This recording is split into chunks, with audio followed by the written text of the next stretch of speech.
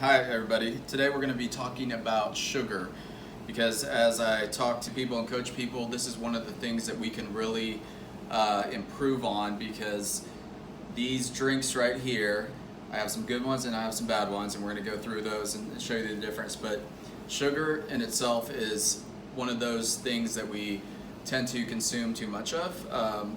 There's a very low amount of sugar that you should be consuming, and we're talking about added sugar, so not like natural sugars through fruit and stuff. So we're going to go through some of these drinks, and these drinks are things that contain high amounts of sugar. So let's just take this Monster Energy that everybody loves. Right here, I'm just going to go read some of these numbers. Total amount of sugars in this is 27, but that brings me to another key, is that we need to look at the label carefully, because that 27 is actually multiplied by 2 if you drink the whole can, and who just drinks a half a can of this? So really we're looking at 54 grams of sugar in just this Monster, let alone all the other stuff it has. Now it has some good vitamins and stuff, but these can be dangerous, and especially people that consume those on a regular basis. So a healthier option, if you are going to drink Monster, might be this Monster Zero, and the zero meaning it doesn't have any sugar. So that would be one slight modification you can make, because we're going from 54 grams of sugar to 0. Now, why is sugar so bad? It's because it's what we call an empty calorie. It has no nutritional value whatsoever.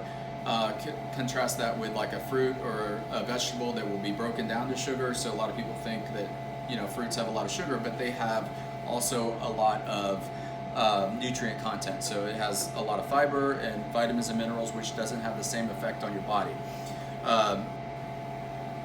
The famous Coca-Cola, for example, you take this, and this bottle right here has a whopping 65 grams of sugar, and they actually, I just noticed this, are gracious enough to put what percentage that is of the American Heart Association recommendation, and it's 130% of what is recommended. Okay, so this would already exceed what you should be taking in for sugar. And when we're talking about that number and that percentage, when you exceed that, it increases your risk for various diseases, heart disease, type 2 diabetes, triglyceride levels. All those things are affected by excess sugar, not to mention excess weight. So when we're talking about losing weight and obesity, one of the best things you can do is watch your sugar intake. And again,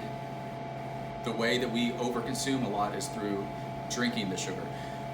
One more point I'll make is we do have options in there. So people that are drinking a lot of sugar, you want to be looking for things that contain some natural sugar, or I'm sorry, not natural, but non-artificial sugar, or 0 calorie beverages. So we have some good ones in this market. We have this Toby right here.